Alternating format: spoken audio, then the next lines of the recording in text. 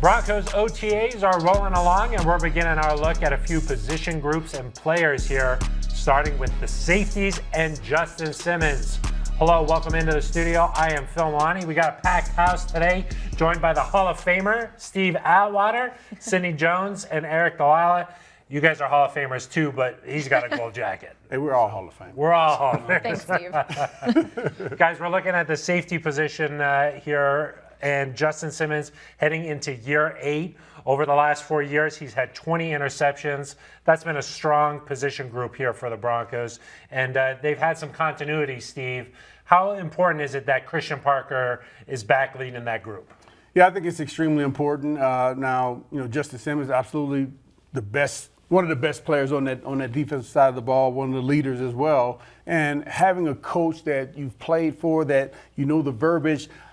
Obviously, it'd be great for every position, but it can't happen. But as many positions as possible, I think it is great. And again, Christian Parker, young up-and-coming coach. The guys have a ton of respect for him, and I think he can get those guys fired up to play on Sundays. Yeah, he was just at the NFL Coaching Accelerator program, so obviously the team thinks highly of him to nominate him to go to that. And you heard Sean Payton say that when he got here, he didn't really know much about any of the coaches on this staff. There was a lot of young guys, but he met Christian Parker, he met Marcus Dixon, and both of those guys made an impression on him. They stuck around here in Denver, and you're right, for a guy like Justin, Pat Surtain, Kareem Jackson, all those guys, to have the same voice leading you, I think is really important. It can only help, and Justin Simmons said it's kind of like that bridge between one defensive system, one coach to another. Yeah. And it's great to have Kareem Jackson back in that room, too, this year. I know Justin Simmons, he spoke with the media last week during OTAs, and he said that Kareem Jackson is one of the most underrated players in his eyes. And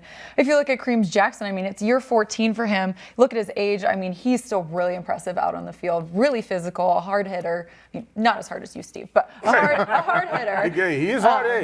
Sometimes maybe harder than mine. You never know. Yeah. So it's great to have him back in that room, too. Year 14 for him, but he played in every game last season, yeah, Steve. It's impressive.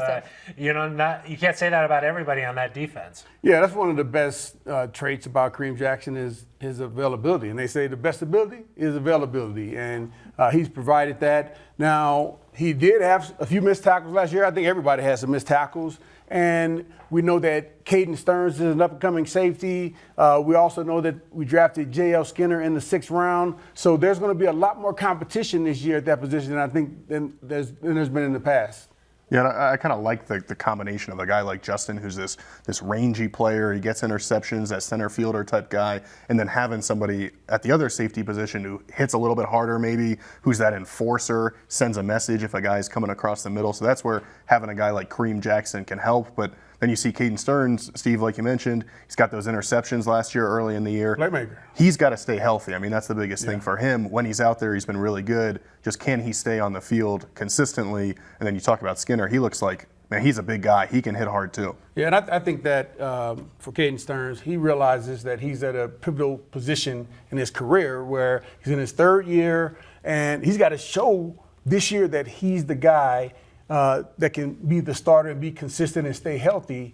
Otherwise, hey, they're going to go a different route, and I know he doesn't want that. So this training camp is going to be very interesting. I mean, Justin Simmons said last week that, he's doing really well out there and he looks really good. He's hitting his rehab hard and he's getting back out on the field. I just think that he's shown that he can make plays when he's available. So, again, his biggest thing is being available. And I think that that's something that he's worked on this offseason. He's going to come in the best shape of his life, and we're going to see a totally different Caden Sterns, I think, because he's going to be fully healthy for the first time in his career. I do think that's one more thing about Justin Simmons that we haven't talked about yet, that you talk about Caden Sterns staying healthy and Kareem Jackson being out there a lot. We just kind of take it for granted that Justin's out there and he's available, and he missed, I think 5 games last year with that injury, but still tied for the league lead in interceptions, and he's just been a constant back there for the Broncos over years and years of change on the defensive side of the ball, longest tenured player. So, don't want to overlook the impact that Justin Simmons has on this defense, and just the fact he's that one steady kind of force back there. Year 8 for Justin Simmons. This is his 5th head coach with Sean Payton, and here's what he had to say last week about that. For me, there's been a few constants that's helped, right? I think you talked about having CP back in the building, obviously having Kareem back. Most of the guys in the DB room have been pretty consistent. and there's a lot of still normal there. And obviously with the coaches, there's obviously a lot of new, but I still get excited. I mean, I still get to play the game, at the highest level that I've wanted to do since I was little. And sounds like a cliche response, but for me, I try not to take that for granted. So Justin Simmons playing the game that he loves. He's always going to bring that enthusiasm, but he's heading into year 8 here, Steve. For a safety, the course of their career, where is Justin at here heading into year 8?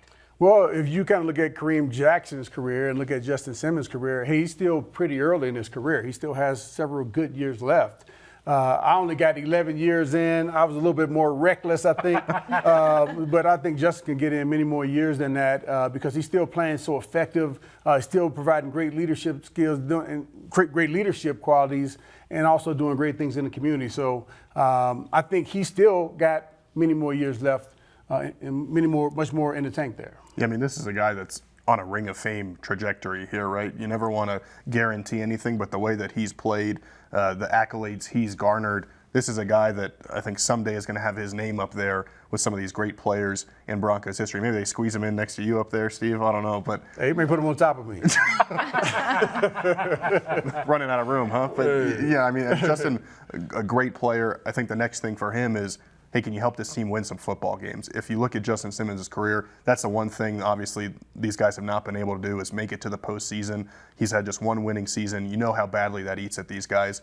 So you hope for his sake and for all the fans that Justin can get to the postseason and experience some of that success. He'd probably trade in some of those Pro Bowls, All-Pro kind of nods for some more wins, I would. Definitely. Yeah, I think this whole team would. Yeah. All right, well, that's our look at the safety position for Eric Galala, the Hall of Famers, Steve Atwater, and Sidney Jones. I'm Phil Maloney.